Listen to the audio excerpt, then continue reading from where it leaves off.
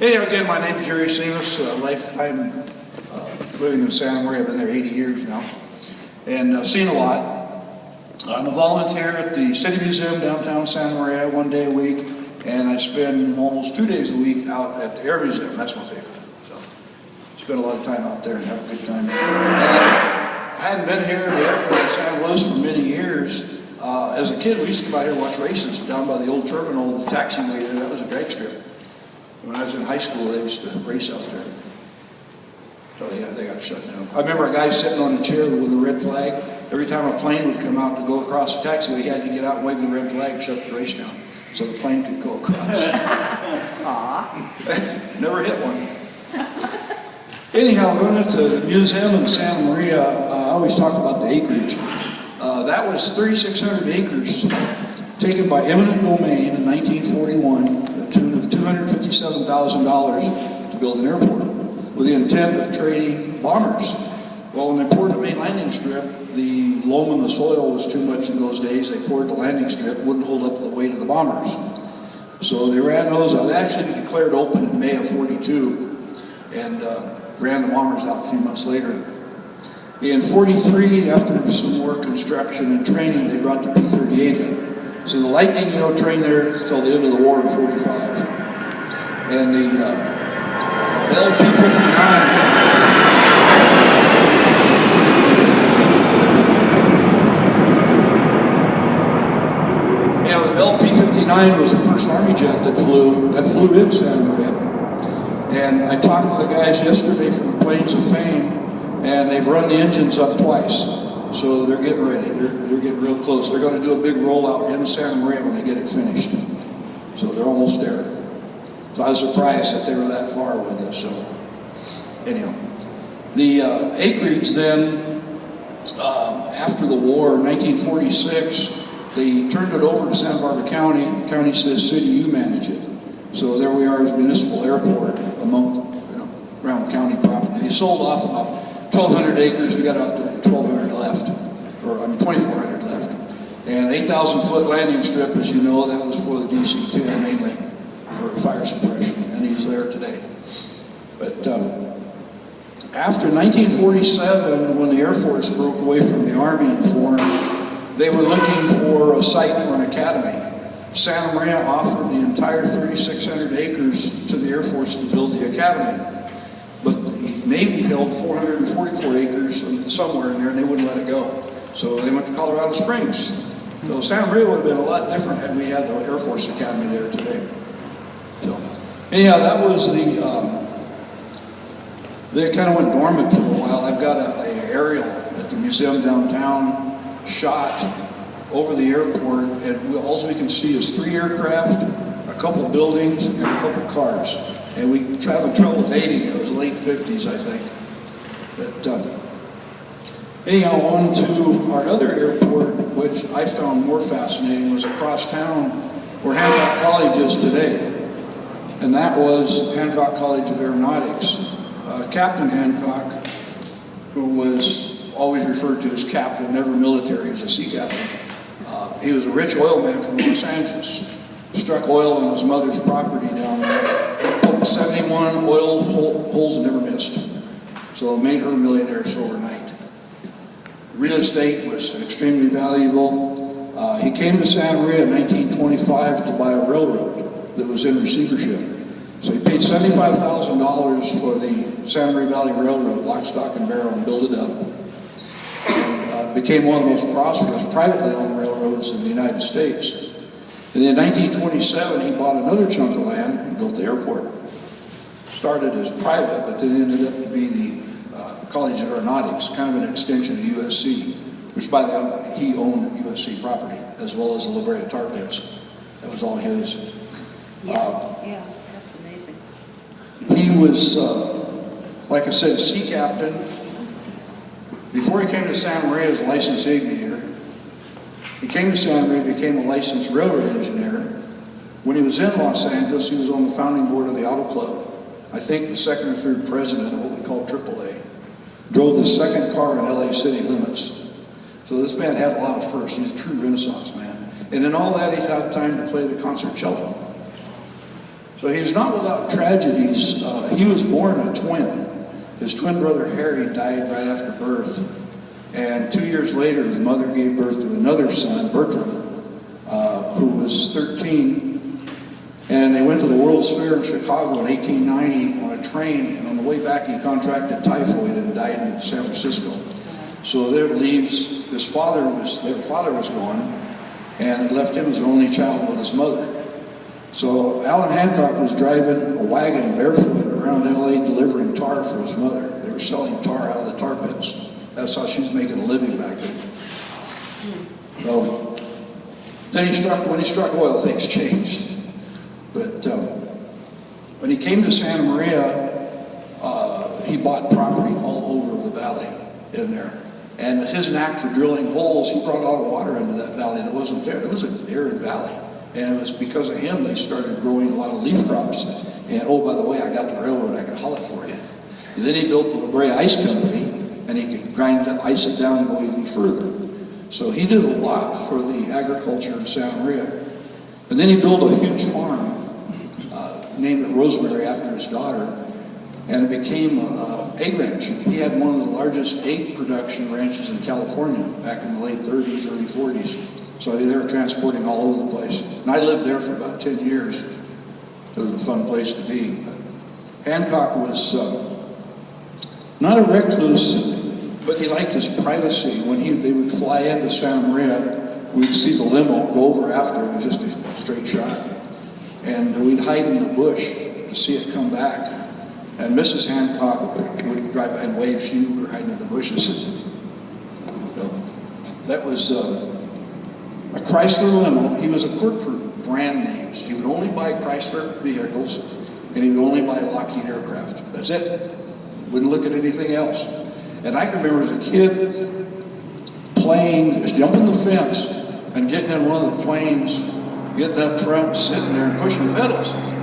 And wonder why I got yelled at to get out of the plane. My friend says, "You're waving a flag back there." They knew I was in the plane. So. But we took those for granted, the Lockheed Lodestar, Electra, all that stuff sitting there in the weeds, and just took it for granted. I guess they were the scrap, I don't know. Kind of sad I look back on that. But Mr. Hancock was married 3 times. And one of the books that was published about him in 1932, you had to kind of read between the lines. Excuse me. His first wife, still alive, wanted to go on a cruise to Alaska, him being sea captain. He had a steam-powered yacht, got it all set up. And I read the list of people that were invited on the cruise. She as hostess. Then there was another couple in there who became his second wife. And then Marion, who the medical center is named for, was on there with her brother. All 3 wives were on that cruise unknown to the future. Kind of funny when I read that. But he was quite the yachtsman. He went through yachts like we go through jackets. He kept changing them and modifying them or whatever. And his favorite was one that he had launched in 1931. He designed it, a quite luxurious yacht, but did a lot of exploration with it. And the Navy commandeered it in 1942. So that never got back. So went to Arabia or something. But he built another one in 1946, and Marion then, interior decorator by trade, designed the interior for creature comforts and all that. And they cruised all over in it. So he spent a lot of money on yachts. Number 2 wife they don't talk about. They kind of wrote her off. She was a real gold digger, to put it bluntly.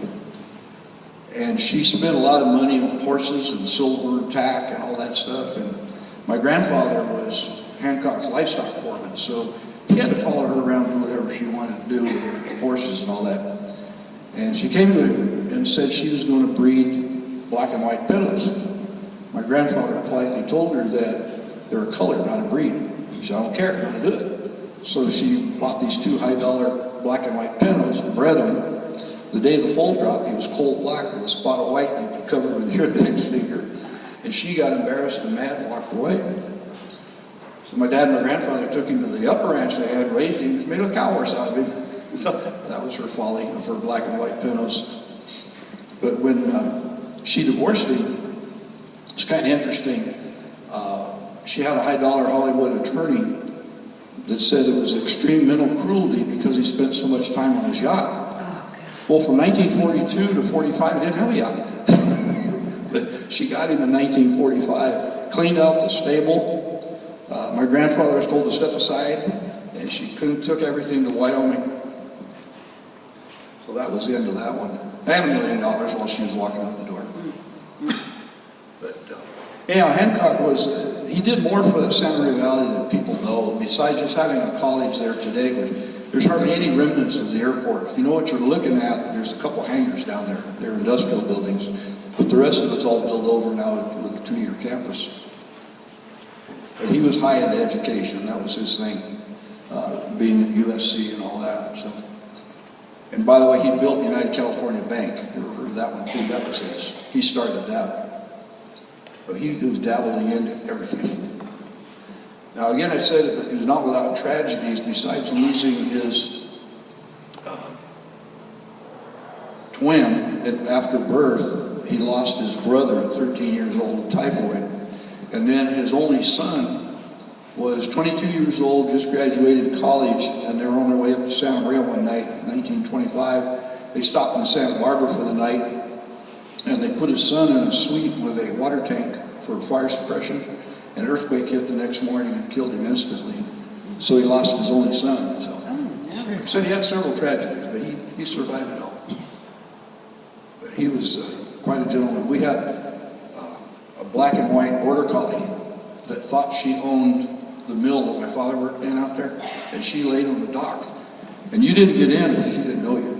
And my dad had to peel her off the salesman one day. She had him pinned against the wall. But anyhow, when Mr. Hancock would come around and do a handshake tour, she recognized his car. And she would run out there, flop on her back, and he'd get out, get in the dirt and scratch her belly. And my dad would get so embarrassed, he said, here's this millionaire out there in the dirt scratching that stupid dog's belly. But he loved dogs, and she liked him. Quite a time. But growing up on that egg ranch was something else. We had a lot of flies. And we're out there playing, and the steerman would come in, crop duster, and spray for flies. And we're out there playing in it. I didn't know what it was. We lived through it. It could have been DDT. I don't know what they were spraying us with. We thought it was fun.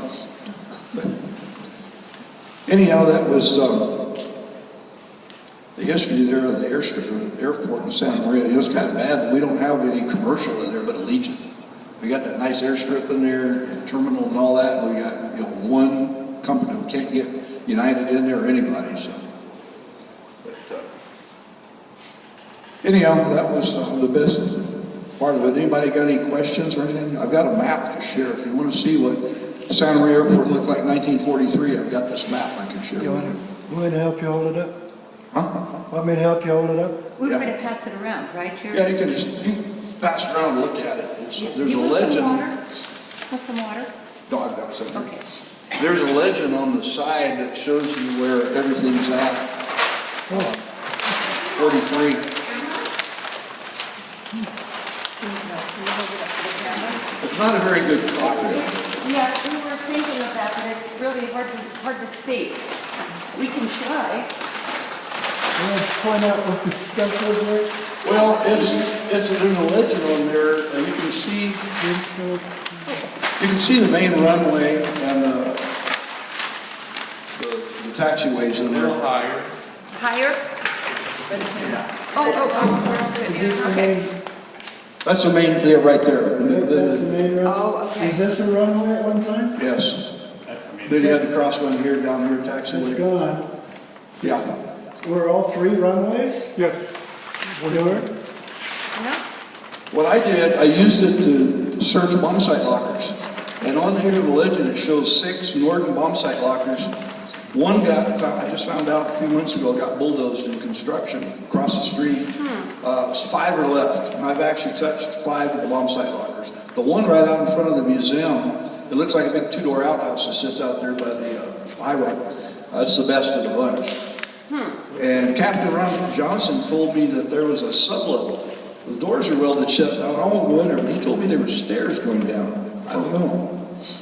What's a bomb site locker?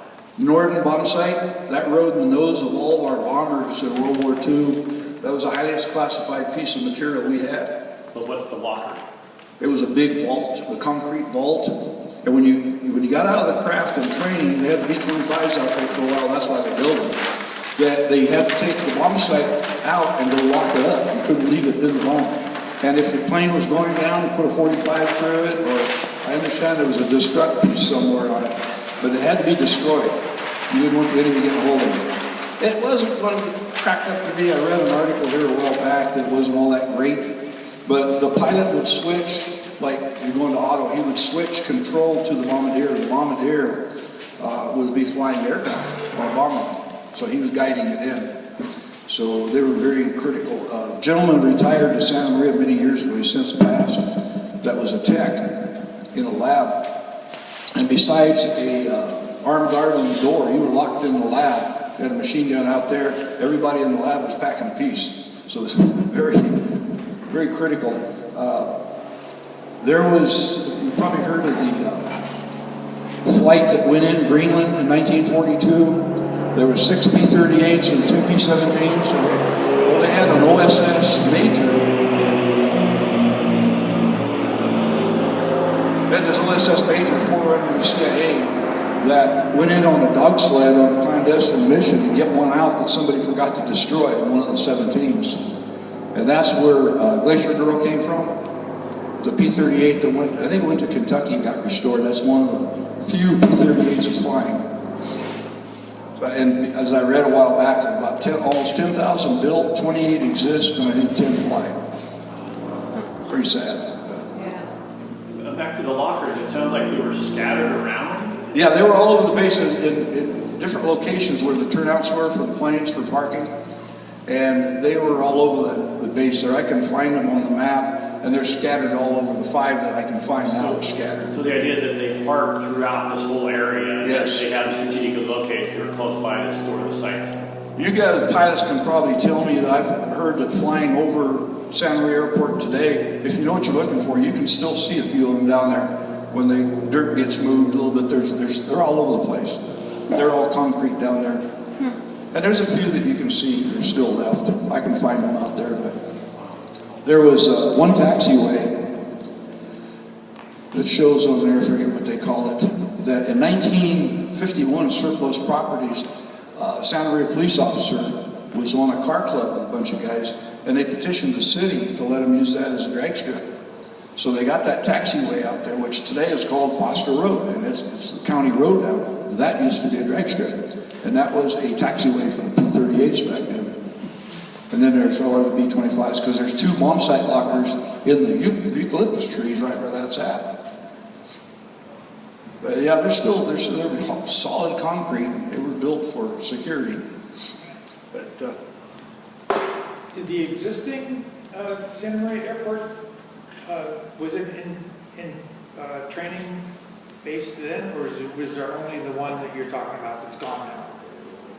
no, the airport we've got now, that was training P-38s. From 43 to 45, they trained the P-38s in there. It sat kind of idle, from, say, mid to late 42, 10 to 43, they were doing some more construction and training in there. And they shared training with Camp Cook, which is now Vandenberg Air Force Base. They ran people back and forth doing training. That was mostly armored, where we were the aircraft. But yeah, the P-38s, they lost a bunch of them in there. And today, if you took a metal detector out there, you could probably build that one. They would take the part, they cannibalize the engines and instrumentation, whatever they could reuse, and bury them. We've got parts all over the floor inside the museum that they found out there. It rains really hard, something appears out there, just a bunch of junk. And there's a site way over on the south side, a concrete slab that has, I think, 8 stanchions. They're probably about 8, 9 foot tall. And they used to sling hoist P-38s up there. And they would bore sight and then fire into a bunker. They would fire from east to west. And guys told me they'd go out there and pull rusted armor-piercing shells out of that bunker on the dirt. But that was, that's still there. I can't get to them. They're out in the trees back there. Somebody told me that they're still there. Do you know the primary reason why so many P-38s crashed there? Pilot error, probably. Mechanical or pilot error. You know, to get out of a P-38, 40-degree angle or inverted because of that tail. So you just didn't jump out. And I read a book about one poor guy was flying out over Guadalupe, and he got out. He safely bailed out and then drowned. You know, it was tough to get out of those things. And they lost a lot of them. Could you tell us something about the museum and the future of the museum? The future of our museum? Yes, sir. Well, I hate to say it, it's kind of grim with Planes of Fame coming in just down the street from us, a building. Like, who's going to come down there to see us after seeing Planes of Fame? Unless they come to our place first.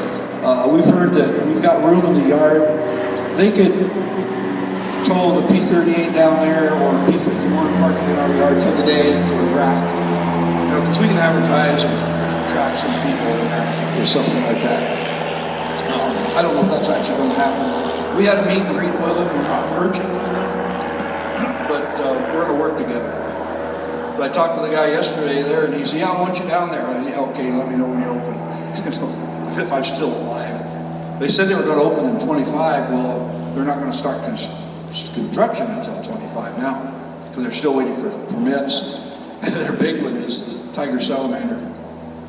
They actually have to get through the Tiger Salamander now. They're going a whole thing on that, impact on that. Once they get through that, then they can get to the rest of the dirt. They've already done soil saturation tests and all that stuff. So what's happening with the salamanders? Well, they're endangered species, highly protected in the Santa Maria Valley. I've seen one. I went to a meeting one day, and they had one in an aquarium, so I got to see it. Was it cute? Nothing but a little fish bait, newt is all it is. And they live in a burrow, and then they hit the water at a certain time of the year. Anyhow, if you've got a pond around there, you're subject to criticism. So anyhow, they got to get through that. So they're building 56,000 square feet, phase 1, and then phase 2 and phase 3 are smaller. And they're bringing a lot of restoration part of it. They'll have a lot of aircraft there on display. Supposed to be bringing, we'll see, a single-engine aircraft in. But I'm anxious to see the P-59. That's further along than I thought it was. And that, like say, flew in Santa Maria, brand new, and for some reason it ended up in Cal Poly. It flew into Cal Poly back in 45, so I don't know what that was all about. Was there discussion about merging at one point? No, we hoped we would merge, but we're not going to. We'll just work together. And we work together with them now when they do the Airfest. The last 2 years, they've been totally in charge of the Airfest, and we volunteer and help out. And they're nice people. I've met Steve Hinton and Jane Hinton, his daughter-in-law, and she's the driving force through that she could sell freezers or Eskimos. She's good. She's done a lot of. They needed $12 million for phase 1, and I think they're there. So they've done a lot. So we'll see what happens. I'm very anxious, but it'll be a while. Jerry, I'm curious about there are actually 2 separate museums at the airport, right? No. I mean, well, there are 2 separate buildings. Correct. And it seems that the larger of the 2 is not the one that's really open to the public very much. Is that correct? Or are they both really open to the public? No, they're wide open. The history in the larger building is just phenomenal. No, you're talking about the wooden one or the metal building? The one with, you know, the one that's just next door to the Museum of Flight, the big building. Yeah, the metal one.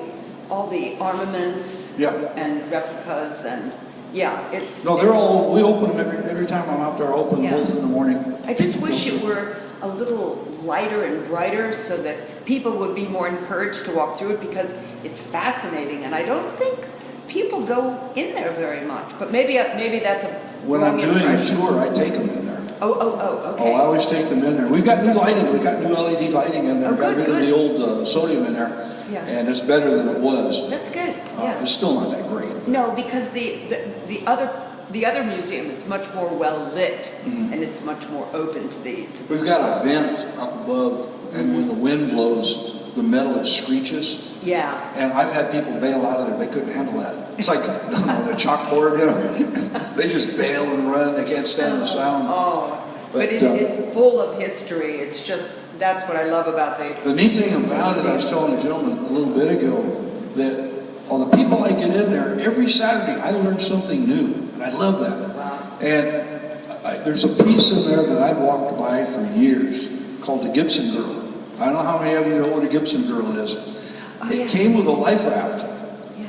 And it was curved on the sides. And a guy came in the other day and showed me on his phone somebody using one. And it was curved to put between your knees. You turn the crank. And that was an emergency transmitter. Wow. World War II. And I walked by that thing for years. I didn't know what it was. Never asked either. Yeah. But I got an education on that a few weeks ago. Yeah. Yeah. Question for you. I'm presuming you talked about the Welcome Tank hangar. Yep. Before you talk about that, can you verify that in the spirit of St. Louis, when Timmy Stewart lands his journey there on the airfield, that is Douglas Hancock Field? Yes. Where I went to college in 1960. That movie was filmed in 2 locations. At Hancock Field, about 3 scenes at Hancock Field, and 2 scenes out southwest of the airport, in the grass out there, southwest of our airport now. The scene where he bought the old Jenny, that was filmed out southwest. And then the scene where he taxied it into Hancock Field when he's going to go to, it was supposed to be Brooks Field, and that was filmed right there also. William Wilder, the producer, picked Santa Maria. It was period perfect for what he was doing. And a side note, somewhere, see, they opened that in 1938. Somewhere in that period of time, you guys know what this is. I think it was a Lockheed aircraft, open cockpit, a small passenger compartment below. I'm not sure what it was, a Vega? I don't know what that was. Anyhow, it landed at Hancock Field on a Sunday and taxied up to the admin building, and the CQ come running out, and the guy slid the window open and said, "Is Captain Hancock here?" And the kid said, "No, sir, he's not." He says, "Well, tell him Charles Lindbergh stopped by to say hi." And the kid looks up, and the guy salutes him and takes off. And Hancock had a lot of friends in high places, and Lindbergh knew him, and he stopped by to say hi. Wow. He just wasn't there. They talk about friends in high places. His second wife, Helen, and I think it was his granddaughter, were in Honolulu on holiday, and 41. And he sent them a wire and said, "Get out now," very emphatic. The ladies were 2 days out to the mainland when Pearl Harbor got hit. Wow. He knew it was coming. There are a lot of people who knew it was coming. Wow. No big secret. But that was another side story. He had, I found out reading here, somebody gave us some books at the museum downtown. I didn't realize it, but he lived with a fear of being kidnapped.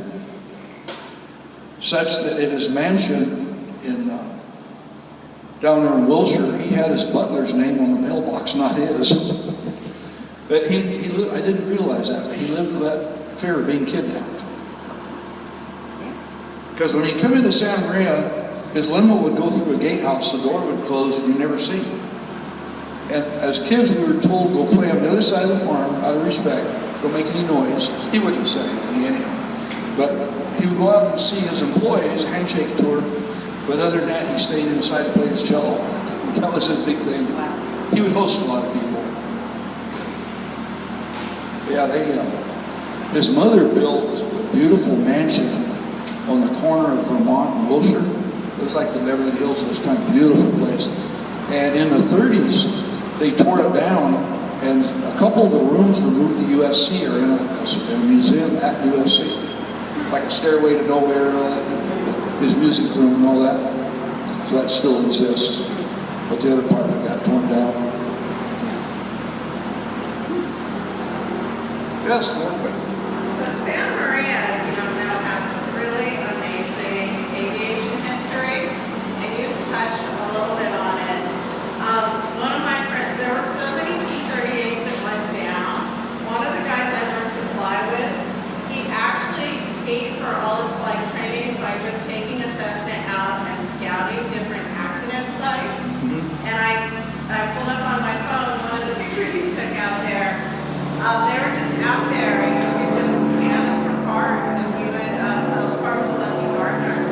I've heard of people hiking around looking for those. Yeah, and one really cool thing, so I went to the air show, I went to the practice day, and what the P-38 that they had at the air show this year, that had actually been one of the trainers at Santa Maria. That was delivered in 1944, brand new. Uh-huh. And it went across town to the other field in 45 for some maintenance training. Uh-huh. So that's the 23 Skidoo Mozart. Yeah, that was right in the middle of production in Burbank. And they brought it directly to Santa Maria. I get a kick out of seeing that plane when it's here because that's a local plane. And I asked them if they were going to base it at the museum. And they said, wouldn't know, it'd be in and out.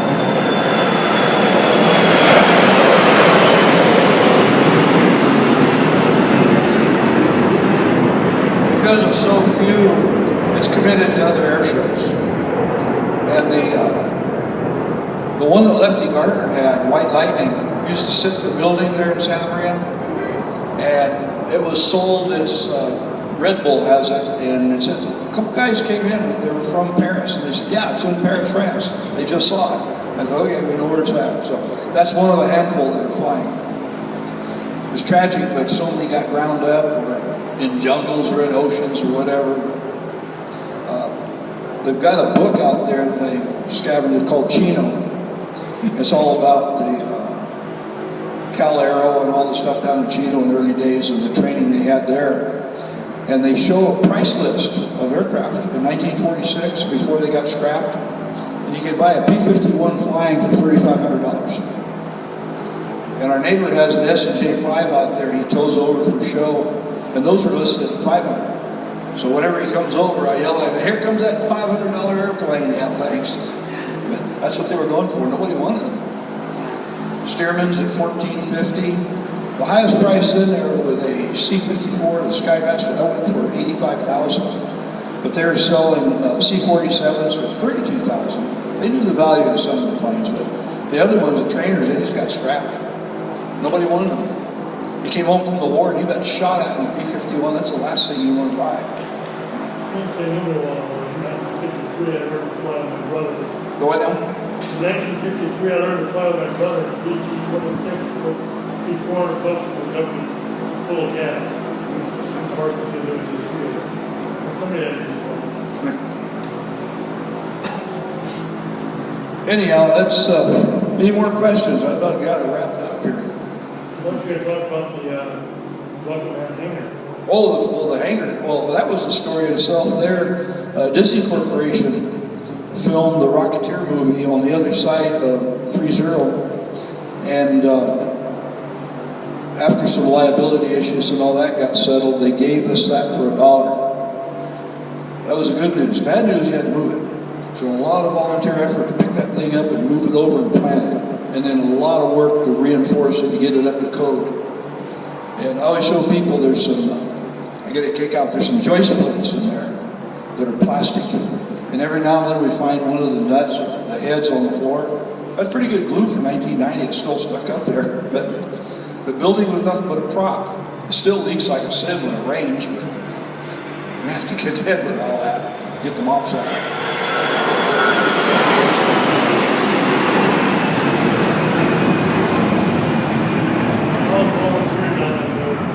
What's that? We're going to film that movie. I was volunteering for the museum. We heard this lot of rivers going back over. What is that? It's a GB taxing right by me. Oil all its windscreen. They just told the movie. I thought that GB actually flew here. You know, I don't know how notorious the GBs are. Wow. Yeah, it was a fun movie when they made it. The Spirit of St. Louis, when that was filmed, that was in 55. And I got thrown out of there more time than jumping the fence trying to watch that happen. I kept getting thrown out, but kept going back. My mother-in-law got paid $5 for the day to go stand under an umbrella in the rain. And there's a scene, I watched the movie 100 times, the scene outside the hangar where they're prepping for the flight, she's standing out there under an umbrella. And that rain was real that year. They filmed it in November around Thanksgiving time. They wanted weather, they got it. And the mud when he was taking off, it was all real, they didn't make that. The only part that wasn't was in St. Louis, where you see the snow around the building. I watched them bring a flatbed trail in full of salt. They had bags of salt, they spread that around, that was the snow. Other than that, it was all real. But yeah, the takeoff pattern from Hancock Field was right over our house. So anything that left just about made their turn about where I lived. And so I'd hear that radio and I go running out there. The Spirits of the Maka they had that flew over my house every day for 2 weeks. And I loved that. But they lost that in a fire in San Diego. Was in a museum. They lost it in a fire years later. The replica. But yeah, it was fun to see that thing fly around town. And had the mail plane. They flew almost every day. But Jimmy Stewart was quite open.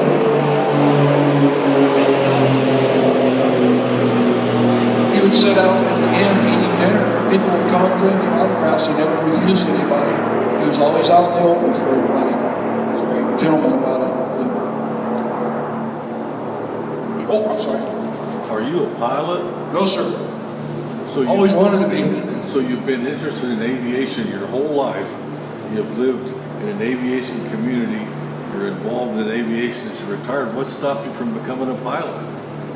Well, in the last several years, my ticker, I don't think I could pass a physical, for one thing. But no, I wanted to, just never got there.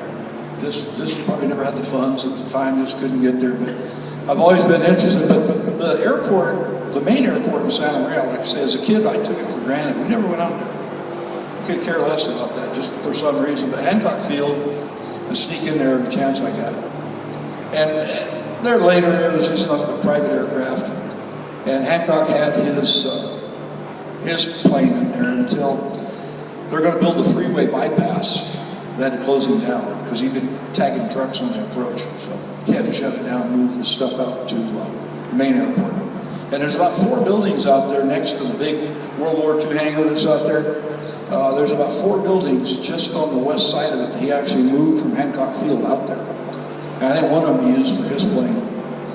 The last Lockheed he purchased, his wife Marion, the designer, designed the creature comforts for their seating. And he gave the pilot a blank check and said, you go to Lockheed, get this, and you get the rest. So he got everything you could get on that plane. It was probably about 1958, 59, whatever it was. He got everything he could get. They had a blank check. So. And Hancock had a thing about tires. He'd get out of the plane, go over and stick his finger in the tire. And he'd yell at the pilot, get new tires. Excuse me. My dad worked at a tire shop. And he would order the tires. They had to be installed out there. My dad would wait for the takeoffs. And he'd take them back. He had a waiting list of guys in Guadalupe in the dunes. And they would weld 2 rims together and put airplane tires on them for the sand dunes. He was selling the takeoffs for about as much as they were due. Because the guys just couldn't get them out there. Well, as a pilot, I'm grateful for people like you that support the magic and the romance of aviation. And I think it's just wonderful that you do that. Yeah. I have fun at the airport. And the tire thing. I remember my dad talking about that. He got to go through the plane. Dave Allender, does that name ring a bell with anybody? He was a Reno air racer, also a big boat cup racer with Allison in it. And he was Hancock's private pilot. And Mr. Hancock died the end of May 1965, and we have our annual Elks Rodeo weekend there in Santa Maria, and they have a big parade. And we're down on a parade route, and we have my brother-in-law's truck and a real estate broker my wife worked for. Well, they knew him, Hancock. They come running out and said, the captain died. The captain. They said the captain, everybody knew who you were talking about. The captain died last night. So it's about 9 in the morning, we're waiting for the parade to start, still got that typical June ceiling there. And I hear this ungodly roar, and here comes a P-51 south to north on Broadway, right over the light poles, rocking its wings. It was highly polished with a big number 19 on the side. You couldn't miss that. That was Dave Allen. They didn't call him on the carpet because they knew who he was and why he did it. He was saluting the old man. But he ripped with that Merlin down Broadway, and he knew what it was. He got a sound. Very distinctive Very. sound. Do I understand correctly that Hancock Field was this alternate airport and then They were the just name got- totally separate unit. The Hancock Field trained cadets primary training. They used the Stearman, the PT-13s, what they had furnished. And that was primary training. Then the advanced training or whatever, the P-38s was out at our airfield on the south end of town. which is now Hancock Field, right? They call it Hancock Field. They renamed it after he shut down, yeah. So they, when the other field was shut down, the name got moved over to. yes, they renamed our field Hancock Field. A lot of people don't even, it's out there on the wall. A lot of people don't know it. But a lot of people don't understand Hancock Field. When I work at the museum downtown, every year, a certain time, I'll see these young people come in the door. I pick them out as students. And they had a bewildered look, and I said, you're from Hancock? Yeah. And you got a paper due tomorrow? Yeah. So the history prof sends them into us. So my first question is, do you know how your school got its name? You know that 95% of the kids can't tell me. They think they know. So I take them into the Hancock room we have, and I give them the $1 tour. So when they leave there, they know where that name came from. I make sure they know that. But a lot of people just take, oh yeah, Hancock College, big deal. They don't know who he is or who he was, or how much he did for that valley. He's an amazing man. And he had his last, he purchased one steam locomotive. The rest all came with a line. And the one he purchased, even to the later days when they had the diesel electric, on a Thursday, if he was in Santa Maria, they had to fire that thing up, get the boiler going, and he would drive it to WWII, Guadalupe, and back. That was his thing. And he ran the whole thing. He's a licensed engineer. And the day he retired in 1962, Walt Disney came up, and they retired it together. They were friends. And Disney was a railroad buff.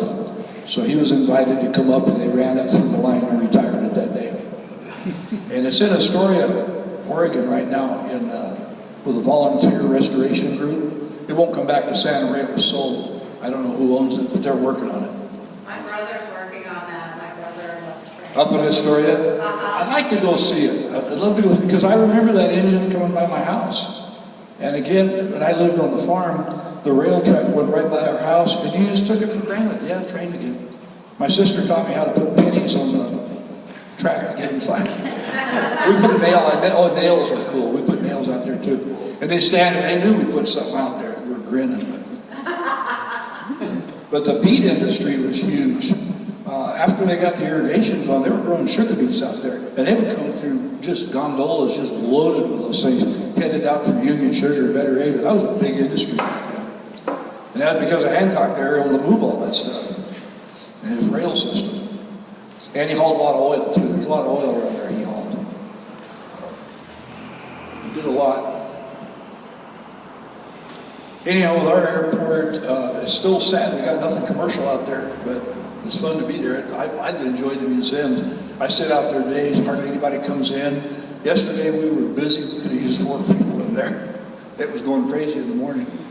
Just some days. Do you remember when it was when we lost the commercial service there at Santa Maria? Because it used to be that Sky West was in there, right? That, we had Hughes Air West was in there, Swift Air. We had different companies in there. And before COVID hit, United Express was coming in. And then COVID hit, they backed out. And the board is still after them, I think, and most likely to get service back into LAX or whatever. But now you got Allegiant, and the guy that I sit with on Saturday, he wanted to go back to Michigan for a reunion, and he was able to use Vegas as a hub, and he was able to get out with Allegiant. They're never on time. There's no set time that they leave. It's just whenever they got a gamble bunch together and head for Vegas. It's a cheap flight, I understand. I don't know how to trust it though. You got a bad maintenance record. Anyhow, that was. I'm looking forward to the Plains of Fame coming in. That's exciting to me to see that come in. I've never been to their place, but I've read a lot about them. So. You know why they're moving? They're getting encroached on down there, the land, the real estate. It's just like all the dairies in Chino years ago moved to Bakersfield because they were getting encroached on and people were complaining about that. So they They moved to Bakersfield. Now they're starting to complain there. And then people in Santa Maria have been reading all kinds of letters about jet noise. And, well, you bought a house next to an airport. Did you read your disclosure statement? Exactly. And I asked the question, how many people read the disclosure statement when they buy a piece of real estate? You initial it, you go to the next page, right? So you just bought next to an airport. Well, now the Navy comes in with their F-18s. Okay? And if you read the 1946 exit clause of the U.S. Army, it says, it shall remain open for military and government aircraft, period. Even though the Navy's charged for crashing and dashing in there and doing whatever, 18 to 35s have been coming in, they're even noisier, so get used to it. And then we get the T-38s down from Beale Air Force Base. They like to come in and train. They touch and go out there. So we get a lot of jet traffic in there. And then the Ospreys come in, they're the worst. You want some noise, those things are obnoxious. They'll bring in 3 and 4 at a time. But we have to stay open because the people don't realize we're actually military then civilian. They're trying to say we're civilian enticing military. It's the other way around. And they don't realize it wasn't for the U.S. Army, I don't think that airport would be there. Right. Because that was grazing land, farmland. They took up eminent domain from several different people. That's how they did things back then. In 1941, get out of the way, here we come.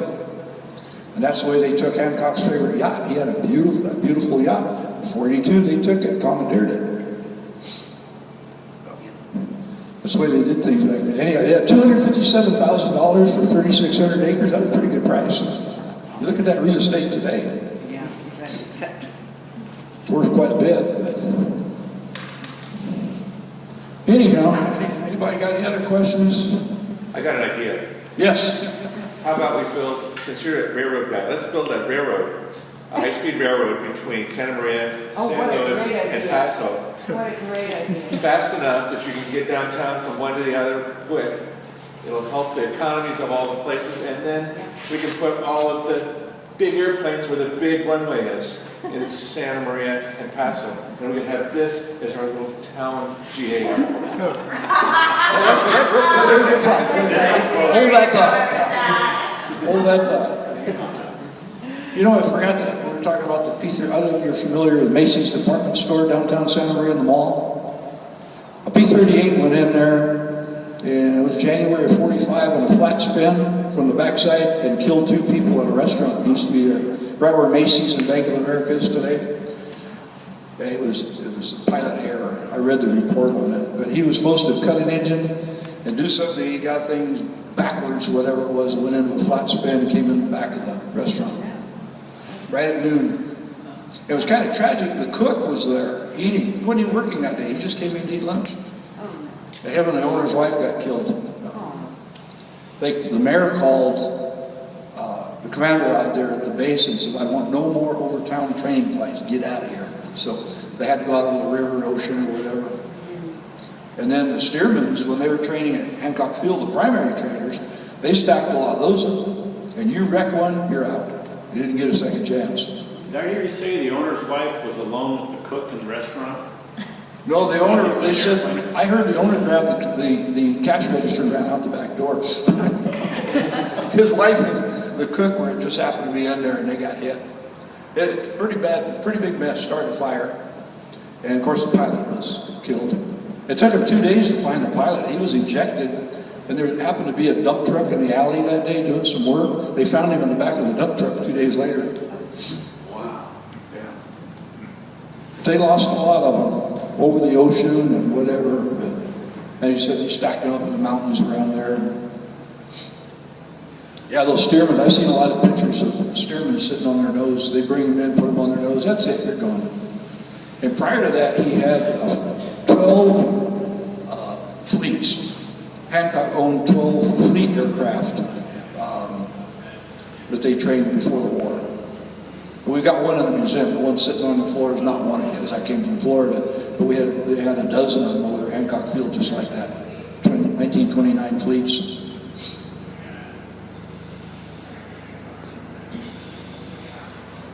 Anybody else? Thank you very much. Thank you.